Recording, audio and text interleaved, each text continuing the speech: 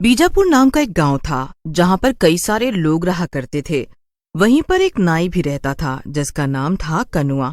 वो पूरे गांव में कनुआ नाई के नाम से ही जाना जाता था और गांव भर के लोग भी उसी से बाल कटवाने आते थे। एक दिन कनुआ सुबह सुबह अपनी गुमटी लगाकर बैठा था और एक आदमी के बाल काट रहा था। ओहो, क्या बात है भोलू भैया। मैं सारे गांव के बाल काटता हूँ, लेकिन आपके जैसे घने और काले बाल तो किसी के भी नहीं है। लगता है कि आप अपने बालों का काफी ख्याल रखते हैं। और क्या करूँ भाई, मैं अपने बालों में शिलाजीत, आंवला, मुलेठी और न जाने क्या क्या लगाता हूँ, तब जाकर मेरे बाल इतने मुलायम और घने हैं। वाह भैया, तब तो हमारा सौभाग्य है कि हमें आपके बाल काटने को मिल रहे हैं। कनुआ और भोलू आपस में बातें कर ही रहे थे कि तभी वहां पर एक बच्चा भागते हुए आता है। कनो भैया, कनो भैया, अरे बड़ी मुसीबत हो गई। क्या क्या हो गया छोटू, इतना काहे हाँफ रहे हो? कोई बैल पीछे पड़ गया है का? अरे कनुआ भैया, शहर से कोई बड़ा नाई आया है और यहाँ पर अपनी नई दुकान लगा रहा है और वो खुद को कुछ कह रहा है। क्या कह रहा था? हाँ, बार बार, हाँ शायद यही। ओह पता नहीं, वो अपने आप को कुछ अजीब सा नाम कहकर बुला रहा था। अरे गवार, बार बार नहीं, बार बार। तू दिन भर यहाँ घूमता रहता है, ये नहीं कि स्कूल जाकर 4 अक्षर पढ़ ले। क्या कहा भोलू भैया? बार बार? ई का नया तमाशा है? इसमें तमाशा क्या है कनुआ, ये मामला तो पानी की तरह साफ है। तुम्हारी गद्दी अब खतरे में है। गांव में नया नाई आ गया है और वो भी शहरी बाबू। अब तुम्हारी इस छोटी सी गुमटी का क्या होगा? खैर, ये लो अपने पैसे, शायद ये तुम्हारी आखिरी कमाई हो। भोलू कनुआ नाई का मजाक उड़ाते हुए वहां से चला जाता है, लेकिन इस सब से कनुआ बड़ी चिंता में चला जाता है। वो बैठकर खुद से ही बातें करने लगता है। मैं इस गांव में सालों से नाई का काम कर रहा हूँ, ऐसे कैसे कोई शहर से आकर मेरे सालों की मेहनत पर पानी फेर देगा? नहीं नहीं, मुझे कुछ ना कुछ तो जरूर करना पड़ेगा जिससे मैं अपनी जगह को बचा सकूं। चलो पहले जरा चलकर देखूं तो कि ये बार बार आखिर है कौन। कनुआ जल्दी से नए नाई की दुकान पहुंच जाता है। वहां पहुंचकर वो देखता है कि एक बड़े से ट्रक से काफी सारा सामान उतारा जा रहा था और एक आदमी पैंट शर्ट पहनकर खड़ा था।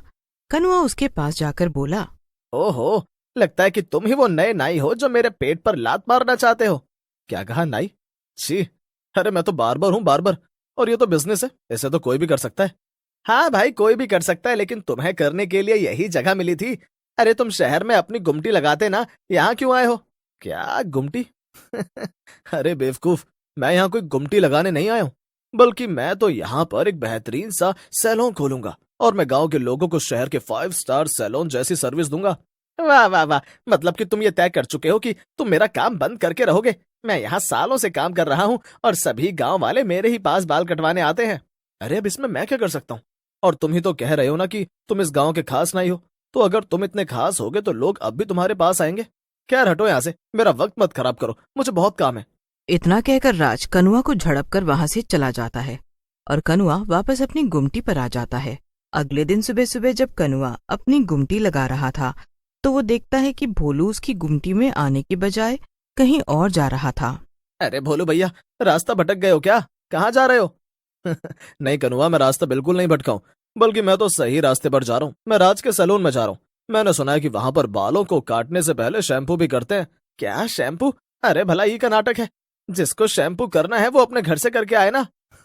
अरे हमें तो आखिरी बार हमारी अम्मा ने शैम्पू करके नहलाया था, और वो भी करीब 30 साल पहले। अब अगर कोई नाई बाल काटने के साथ साथ शैम्पू भी कर देगा तो सभी लोग उसी के पास जाएंगे ना। इतना कहकर भोलू हंसता हुआ वहां से चला जाता है। जैसे ही एक हफ्ता बीत जाता है और कनुआ का काम धीरे धीरे बंद हो रहा था, लोग उसकी गुमटी को छोड़कर राज के सलून में जाने लगे थे और इस बात से कनुआ काफी परेशान था। लगता है कि अब तो गुमटी बंद करने की नौबत आने वाली है। ओफो, मैं इस तरह से हार नहीं मान सकता, मुझे कुछ ना कुछ तो करना ही होगा। कनुआ ये तय कर लेता है कि अब उसे कुछ न कुछ करके लोगों को वापस अपनी गुमटी में लाना ही होगा। इसीलिए वो चुपचाप राज के सलून पे नजर रखना शुरू कर देता है और चुपचाप देखता था कि आखिर अंदर। ओह, तो ऐसे शैम्पू करना होता है? अरे तो इसमें कौन सी बड़ी बात है, ये तो मैं भी कर लूंगा। अब अगर अपनी गुमटी बचानी है तो ये सब तो करना ही पड़ेगा। खैर, ध्यान से देखता हूँ कि ये राज और क्या क्या कर रहा है। राज एक दूसरे आदमी के सर पे कलर लगा रहा था और कनुआ ध्यान से सब कुछ सीख रहा था। ऐसे ही कुछ दिन बीत गए और कनुआ रोज छुप छुप के राज के सलून पे काम होते हुए देख रहा था। एक दिन कनुआ सुबह से राज के सलून की खिड़की पे खड़ा था और शाम होने को आई थी। ओहो, आज तो बड़ी देर हो गई मुझे यहाँ खड़े खड़े। अब घर चलता हूँ। वैसे भी अब मैं इतना काम तो सीख ही गया हूँ कि वापस से अपनी गुमटी शुरू कर सकूं। कनुआ नाई बस वहां से जाने ही वाला था कि उसने राज को जोर जोर से हंसते हुए सुना। अरे ये राज पागल हो गया क्या? इतनी जोर जोर से काहे हंस रहा है? क्या बात है? क्या अच्छा बेवकूफ बना रहा हूं मैं इन गांव वालों को। अरे ये तो है ही जाहिल गवार। इनके पास अकल तो है ही नहीं। हाँ, पर पैसा बहुत सारा है और मुझे तो बस उसी से मतलब है। इन्हें बेवकूफ बना बना कर मैं लूटूंगा और अपनी तिजोरी भरूंगा। शहर से एक्सपायर्ड शैम्पू और हेयर कलर कम दामों में खरीद कर मैंने इन सबके सर पर लगाया और इन्हें कुछ पता तक नहीं चला। और तो और कितनी सफाई से मैंने इनके सर के बालों को काटकर अपने पास रख लिया। अब इन बालों को मैं विग बनाने वाली कंपनी में बेच दूंगा। वाह, किसने कहा कि गांव में बिजनेस नहीं हो सकता? मैं तो इस गांव से करोड़पति बन जाऊंगा। राज की बात सुनकर कनुआ हैरान हो गया था। वो भागते हुए गांव के सरपंच के पास गया और उनको सब बता दिया। क्या ये सब तुम क्या कर रहे हो कनुआ नाई? सरपंच जी, इसकी बातों पे यकीन मत करिए। अरे ये तो राज और उसके सलून से जलता है, क्योंकि जब से उसका सलून खुला है तब से इसकी गुमटी पर कोई नहीं जाता है। इसीलिए ये मन गढ़ंत कहानियां बना रहा है। अपनी बकवास बंद करो बंसी। अगर तुम्हें मुझ पर यकीन नहीं है ना, तो चलो, अभी के अभी चलो और उस राज के सलून पर धावा बोलो। सरपंच जी, मैं एकदम सच कह रहा हूँ।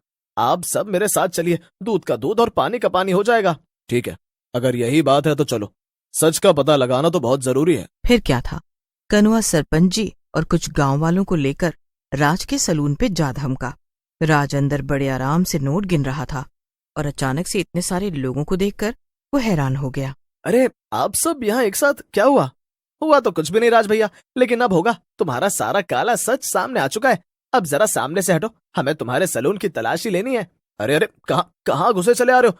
और तुम क्या पुलिस वाले हो जो तलाशी लोगे? रुको, अरे रुको। राज ने लोगों को रोकने की बहुत कोशिश की, मगर गांव वाले उसके सलून में घुस गए और उसका सारा सच सामने आ गया। सलून का हर सामान खराब था और वहां पर कई लोगों के बाल भी कटे रखे थे। सच सामने आने के बाद राज की सिट्टी पिट्टी गुल हो गई। तुमने हम लोगों को इतना बड़ा धोखा दिया, तुम्हें तो हम सीधा पुलिस के हवाले करेंगे। क्या? अब नहीं, ऐसा मत करिए। मेरे छोटे छोटे बच्चे हैं शहर में, मुझे जाने दीजिए। माफ कर दीजिए, आप तो बहुत अच्छे लोग हैं। वाह भाई वाह, क्या एक्टिंग करता है ये।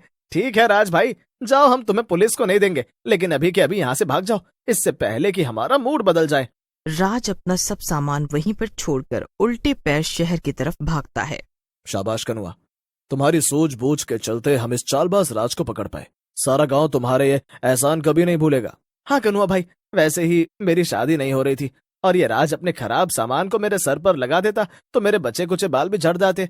फिर तो मैं दूल्हा बनने की उम्र में दादा लगता। धन्यवाद भैया। कोई बात नहीं, लेकिन एक बात तो है, वो जो शैम्पू और कलर करता था हमें अच्छा तो बड़ा लगता था। हाँ, अगर वो सही सामान के साथ करता तो और अच्छा होता, मगर अब क्या, अब तो वो गया। अरे उसकी चिंता मत करो भैया, अब से मेरी गुमटी पर वो सभी सुविधाएं उपलब्ध हैं जो तुम्हें इस बड़े सैलून में मिल रही थी। बस ऐसा समझ लो कि मैंने सब कुछ सीख लिया है। क्या सच में? अरे वाह, ये तो बड़ी ही खुशी की बात है। मगर गुमटी पे नहीं, अब से तुम सलून में काम करोगे। ये सलून जो वो राज छोड़कर गया है, ये अब से तुम्हारा हुआ।